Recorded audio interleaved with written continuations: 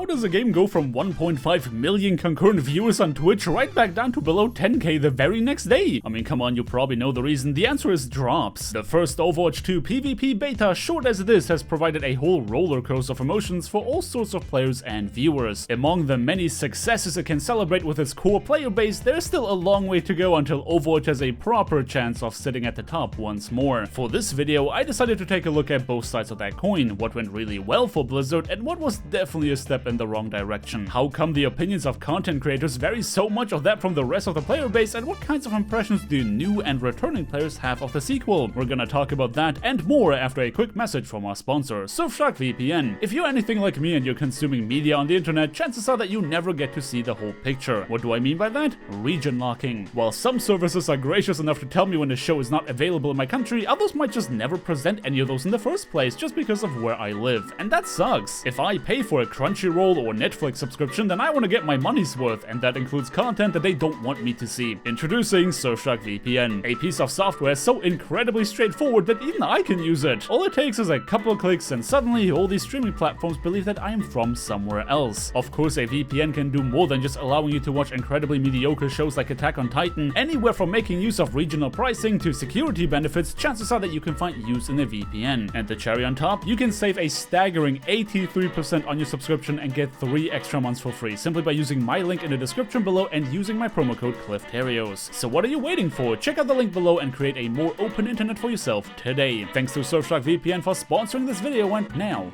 onto our standard programming. The first big W we can take note of is that the vast majority of Overwatch content creators absolutely love the new game. Where many other players are unsure about how to feel about what's been presented, there's a lot of praise coming from those who play and stream the game each and every day. And there's a good reason for that: expectations. A lot of established Overwatch creators had access to a closed alpha build of Overwatch 2 prior to the beta going live. They knew what to expect from this event because they have already played the sequel and directly influenced its direction with their feedback. Tinfoil hat theorists might disagree with this take, but Blizzard did not pay all these content creators to speak favorably of the beta. It's just that they knew what to expect because they already had a chance to make their feedback heard. Most other players did not bother to keep up with the drip feeding of information that Blizzard engaged in throughout the last few years. I mean, who could blame them? And they also did not get to play an early build. Their expectation of a beta for the sequel to Overwatch was something that is supposed to absolutely knock their socks off. Compared to all those pent-up expectations, the beta's biggest failure was the fact that it was an actual beta rather than an early access build.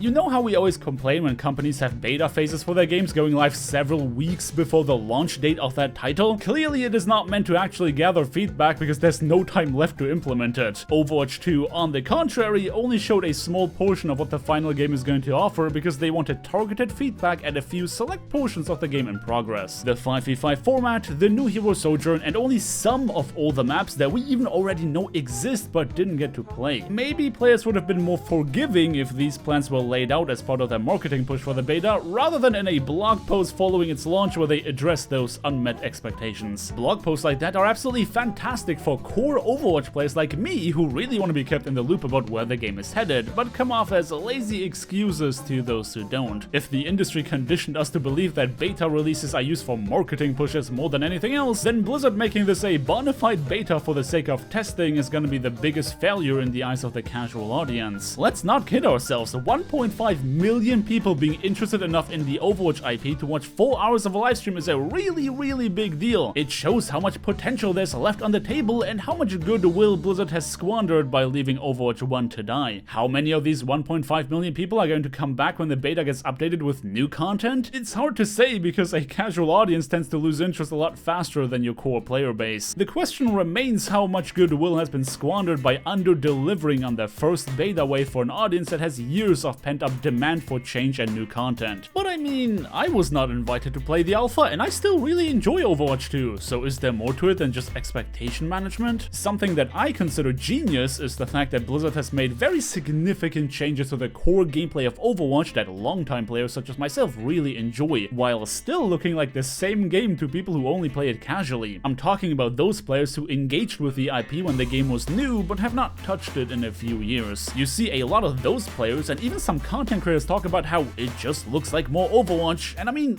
that's a good thing. Overwatch 2 has kept enough of its original DNA to not alienate their casual audience while delivering changes to their core structure that really speak to those who play it every day. Don't be mistaken, 5v5 makes a huge difference. It plays very differently in the eyes of those who know the game very well, but it's similar enough for the casual players to have a bit of a hard time to tell the difference without sinking significant hours into it. Serious work has gone into making sure that tank heroes are powerful enough to stand on their own without helplessly overpowering the rest of the cast. The role passives change the way you approach teamfights, and the removal of crowd control abilities make the game as a whole feel more like an FPS than the MOBA, when previously the opposite was the case. So are casual viewers just wrong about their opinion? No. The whole point is to make sure that Overwatch looks and feels like Overwatch. It's for them to, once the sequel comes out, just come back to the game and feel right at home, and eventually be eased into all these changes that make the gameplay a lot more satisfying, and that's a win. The failure is that, as many of those people have pointed out, a lot of games would deliver such an experience as part of their update cycle rather than calling it a sequel. All the things that matter to a casual audience, like new heroes, maps, and game modes, other games do all these things without all this confusing marketing BS about how they try to redefine the sequel, and what you do and don't have to pay money for once the game comes out. If you were not a dedicated Overwatch player, you probably wouldn't know that Blizzard just recently announced their decision to decouple the PvP portion of the game from its PvE components. The plan remains the same. All the PvP updates will come free of charge to existing owners of Overwatch 1, but things like the new story mode and repeatable PvE missions will have to be purchased whenever that comes out. And now we know the PvP update will come sooner than the story mode, just making things even more confusing. Now, despite the fact that I really enjoy the changes they made to the game for the sequel, I have no intention to genuinely defend their choice to make this whole thing a confusing mess rather than just continue to iterate on the existing game. But let me play devil's advocate here for just a minute. There are changes to a game you can make as part of an update cycle that will change the way you play, and most players are probably gonna be fine with it. Balance changes do that all the time, and very often a new hero will challenge the way we think of what it means to play properly. But the move from a 6v6 to a 5v5 format, together with the removal of most crowd control abilities in the game, is such a fundamental shift in philosophy that, in my opinion, a lot of players would have been up in arms if that was just an update. What we expect from updates is to enhance the product. We expect more of what it already delivered. And sure, sometimes there are updates that demand a shift in playstyle, and some people will bring up their decision to lock us into a 2 tank to support and 2 DPS format. But fact of the matter is that most matches were already played with those compositions at play. Blizzard just made it consistent across the game to deliver,